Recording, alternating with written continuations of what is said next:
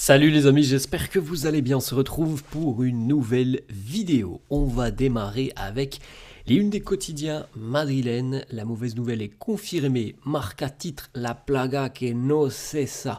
Le fléau qui ne s'arrête jamais. Nouvelle blessure du côté du Real. Une blessure importante, celle de Thibaut Courtois. Une blessure assez longue. On en parle dans quelques instants. La une de As, les amis, un mes sin Courtois, un mois sans Courtois, au bas mot, les amis. L'estimation, c'est un mois minimum pour Thibaut Courtois. Donc voilà, très mauvaise nouvelle de la journée. C'est quand même assez hallucinant, les amis. On n'a jamais trop de moments du côté du Real depuis 2 ans. On n'a jamais trop de moments où on est dans l'euphorie totale, on redescend très rapidement sur Terre. À chaque fois, c'est comme ça. À chaque fois, c'est comme ça. On peut être tous, évidemment, très heureux de la performance et très satisfait de la qualification des Merengues face à Manchester City. Le lendemain, blessure de Thibaut Courtois pour au moins un mois. Et il est vrai que c'est assez frustrant depuis 2 ans parce que on a une hécatombe de blessés. Je crois que c'est la 19e blessure de la saison. Donc c'est assez hallucinant. Et surtout, on voit pas la lumière au bout du tunnel, les amis. Ça ne s'arrête pas. C'est une vraie hécatombe. Et franchement, ça doit être tellement compliqué pour le coach et le staff. Alors, depuis 2 ans, pour les entraîneurs qui se succèdent, parce que ça ne s'est jamais arrêté. Cette histoire de blessure, c'est assez hallucinant.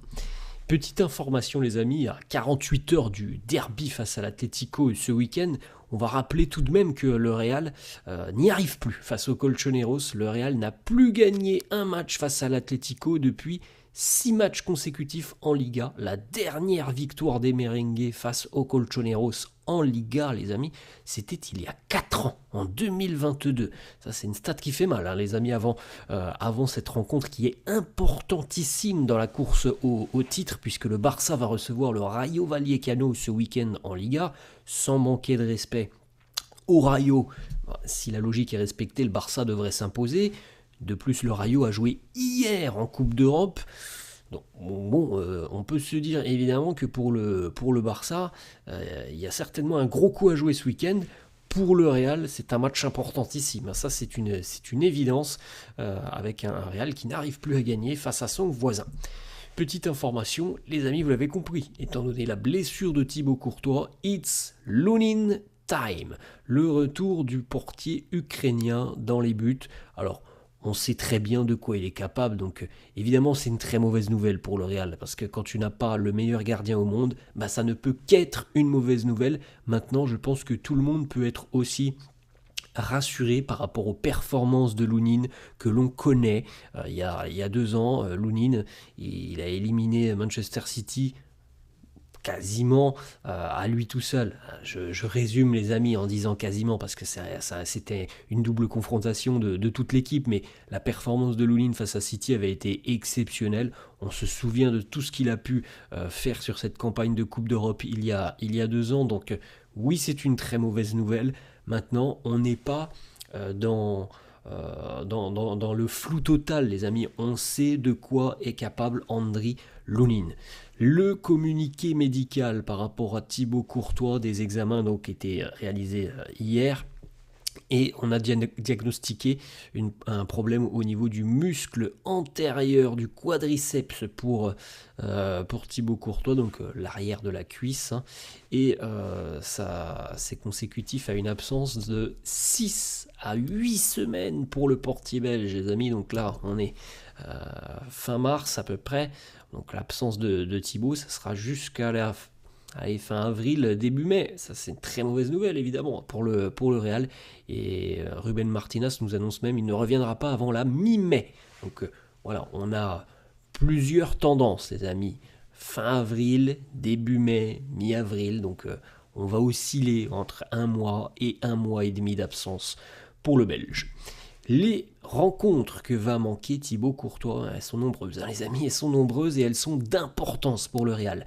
L'Atlético, Majorque, le Bayern, Gérone, le Bayern, Alaves, le Betis. Si jamais il y a une qualification en demi-finale, Thibaut risque de manquer les demi-finales de Ligue des Champions. Match aussi face à l'Espagnol en Liga. L'objectif annoncé pour le moment, ce serait quand même qu'il soit disponible pour peut-être une finale en Liga dans quelques semaines maintenant face au Barça. On verra comment tout ça évolue, les amis. C'est encore assez lointain. Il y a quand même beaucoup de matchs avant. Peut-être ça ira un peu plus vite que prévu, peut-être non, je sais pas. Voilà, on n'est pas médecin, donc pour le moment c'est difficile de se prononcer. En tout cas, au moins un mois d'absence pour le portier belge. Une petite information, les amis. Alors, ceux qui aiment les signes du destin, peut-être que l'on peut se réjouir de ça. Moi, j'y crois pas beaucoup. En tout cas, en mars 2024, le 19 mars 2024, les amis, donc on est sur une similitude assez folle. Le 19 mars 2024, le Real annonce la blessure de Thibaut Courtois, une blessure qui signifiait fin de saison pour le portier belge. Par la suite, le Real éliminera le Bayern en Ligue des Champions et ira gagner la Ligue des Champions. 2 ans plus tard, le 19 mars 2026, le Real annonce la blessure de Thibaut Courtois, qui va l'éloigner des terrains pendant une grande partie de cette fin de saison, et le Bayern est le prochain adversaire en Ligue des Champions. Est-ce que c'est un signe, les amis? Moi personnellement, je n'y crois pas. En tout cas, c'est assez dingue. 19 mars, 2 ans après, nouvelle blessure pour Thibaut. Eder Militao était de retour encore une fois à l'entraînement hier, donc le retour est tout proche pour Militao. On rappelle qu'il n'est pas sélectionné par Carlo Ancelotti, et que du côté du Real, on attend un retour de Militao après la trêve internationale, ce qui semble assez logique. Donc on a encore à peu près 15 jours pour Eder pour continuer à travailler, à revenir, et puis on espère que il sera là dès la reprise, l'après-trêve, pour pouvoir aider les merengues sur cette dernière lancée de la saison. Jude Bellingham a participé un petit peu à la séance d'entraînement hier. Il a aussi travaillé de manière individuelle. Il est toujours très incertain pour le derby, mais il n'est pas totalement exclu. Alors, je pense, les amis, c'est mon avis, qu'il ne jouera pas. Voilà, on va pas se mentir. On est à 48 heures du derby. Alors qu'il soit dans le groupe comme face à Manchester City, pourquoi pas. Il ne jouera pas, les amis. Il ne fait pas les entraînements à 48 heures du derby. Ça fait un mois qu'il est blessé. Faut pas se créer des illusions. Ça n'arrivera pas. En général, ça se passe pas comme ça. Ça fait un mois qu'il n'a pas joué, Jude Bellingham, et à 48 heures de la rencontre, il ne s'entraîne pas de manière totale avec le groupe. Donc ça semble impossible. Voilà. On aura certainement Jude de retour après trêve internationale, ça il n'y a pas trop de doute là-dessus. En revanche, pour ce week-end, ça semble trop juste. Fede Valverde, de nouveau joueur du mois du côté du Real, c'est amplement mérité d'ailleurs pour l'Uruguayen, qui nous dit: je suis très fier de remporter à nouveau ce trophée d'homme du mois, de joueur du mois. Je remercie évidemment mes coéquipiers qui m'ont aidé à ce que les choses se passent bien. Nous sommes dans une bonne dynamique avec beaucoup d'énergie. L'équipe est très concentrée sur ce que nous avons pu faire sur le mois dernier. Ça se voit. Je suis très heureux.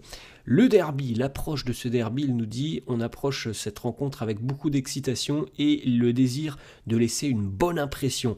On veut gagner pour partir un peu plus relaxé durant cette trêve. On est tous très concentrés avec un engagement total envers cette rencontre qui est une rencontre à part. On sait à quel point elle est importante pour tout le monde. Autre déclat de Fede qui revient sur les clés de cette dynamique positive. Il nous dit: c'est l'unité de cette équipe.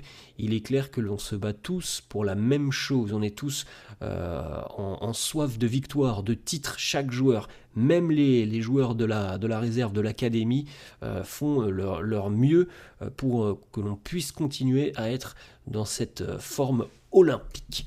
Ensuite, petite information financière, le Real a déjà glané 63 millions d'euros grâce à sa campagne en Ligue des Champions, 36 grâce à la 9e place en phase de groupe, 11 millions pour les 8e et 12 millions pour les quarts de finale. La situation actuelle, les amis, au poste de défenseur, Antonio Rüdiger. Pour le moment, le club discute avec son agent d'après les dernières infos, une prolongation est étudiée pour Antonio Rüdiger.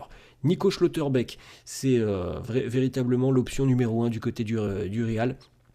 Alors on sait aussi que le Borussia pousse fort pour une prolongation de contrat.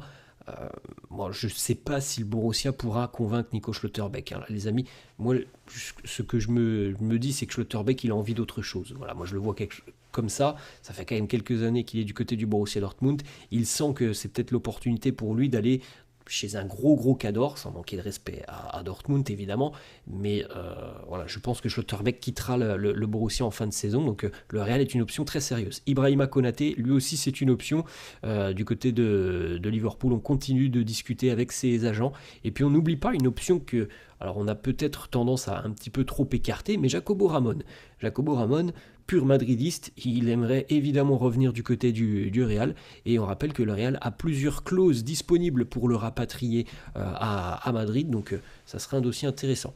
Matteo Moretto nous annonce que le Real est toujours en discussion avec les agents d'Antonio Rüdiger.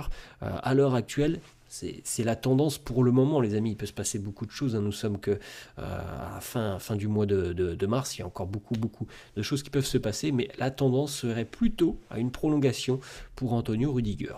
En ce qui concerne Jacobo Ramon, dont on vient de parler, la priorité du joueur restera toujours le Real Madrid. C'est son rêve. Donc à l'heure actuelle, du côté du Real, on envisage un retour.